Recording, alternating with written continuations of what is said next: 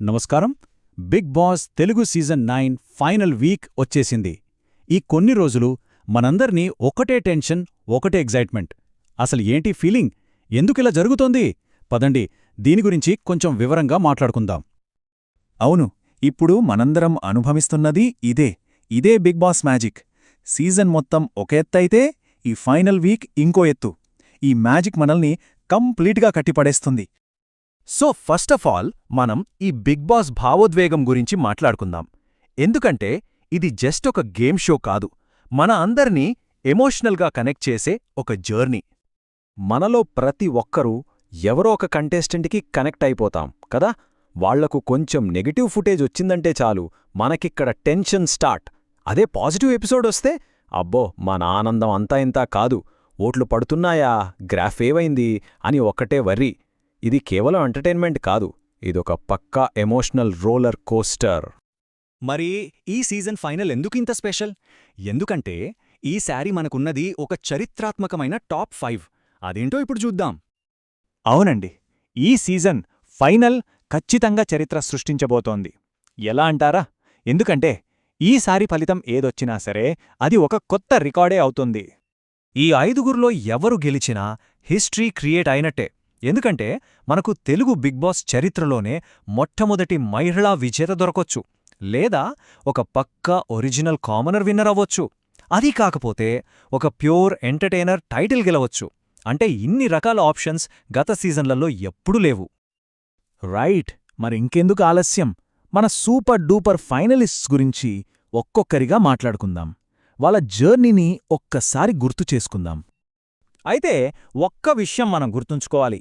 ఈ ఐదుగురు ఫైనలిస్ట్స్ ఇక్కడ దాకా వచ్చారంటే వాళ్ళు ఓట్లు మాత్రమే కాదు, ప్రేక్షకుల మనసుల్ని కూడా గెలుచుకున్నారు. ఆటకు తమ వంతు కంట్రిబ్యూషన్ ఇచ్చి ఈ స్టేజ్కి చేరుకున్నారు.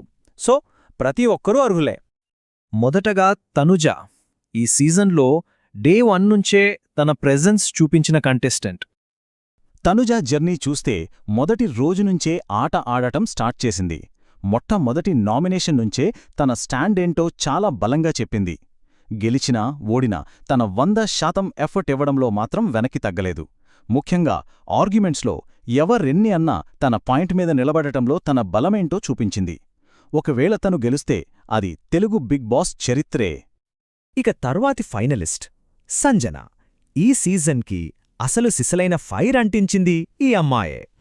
సంజన ఈ సీజన్కి ఒక ఓపెనింగ్ ఫైర్ లాంటిది.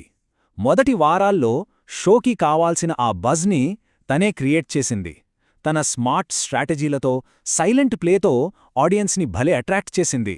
నిజం చెప్పాలంటే బిగ్ బాస్ స్టార్టింగ్ ఫేజ్ని తన భుజాల మీద మోసిన వాళ్లల్లో సంజన ఒకరు. నెక్స్ట్ ఇమాన్యుయెల్, ఒక కంప్లీట్ ప్యాకేజ్, ఒక 360 ప్లేయర్. ఇమ్మాన్యుయల్నే 360 ప్లేయర్ అనడంలో ఎలాంటి సందేహం లేదు. టాస్కులు, ఎంటర్టైన్మెంటు, బంధాలు అన్నింటిల్లో తన 100% ఇచ్చాడు.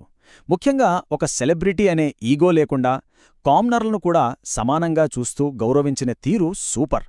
నిజంగా ఒక టాస్క్ మాస్టర్కి, ఎంటర్టైనర్కి పర్ఫెక్ట్ కాంబినేషన్ ఇమ్మాన్యుయల్.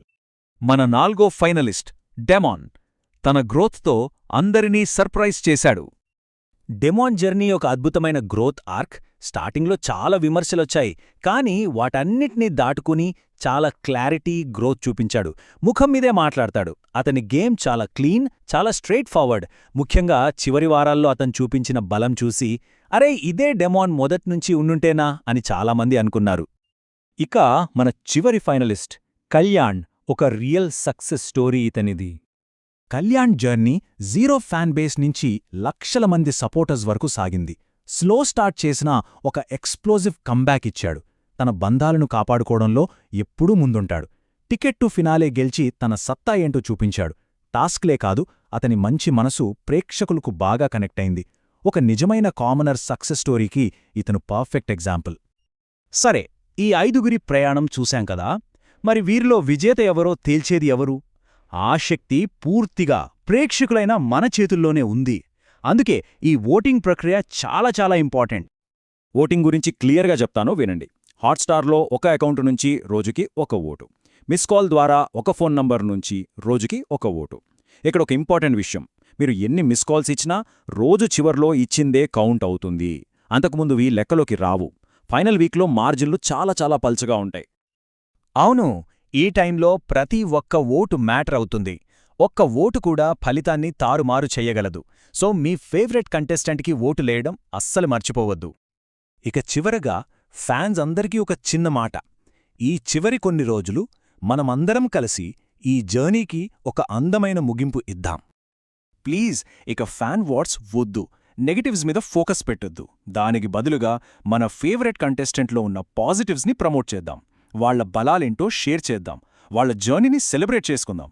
గడవలు పడకుండా ఈ సీజన్ని ఒక మంచి నోట్తో ముగిద్దాం. చివరికి కంటెస్టెంట్లొస్తారు, వెళ్తారు, సీజన్ అయిపోతుంది.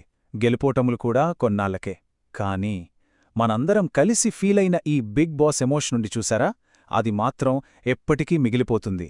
అదే అసలైన జ్ఞాపకం.